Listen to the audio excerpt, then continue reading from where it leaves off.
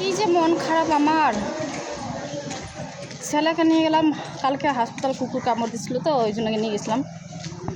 তো কি লিখে দিল, কালকে আসবা, ওখানে কাগজ, হলুদ কাগজ বানাই দিবে, তারপর টিটেনাস হবে।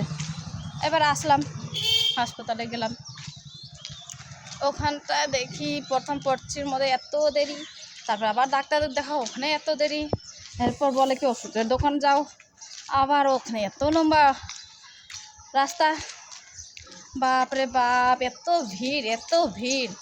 এরপর ওখান থেকে যদি কাগজ নিয়ে নেই তাহলে আবার ডাক্তার দেখাও, ডাক্তার দেখার পরে তবে আবার টিটেনাস দিবে, টিটেনাস দেওয়ার পরে আবার ওষুধের জন্য আবার ওখানে যায় লাইন লাগো।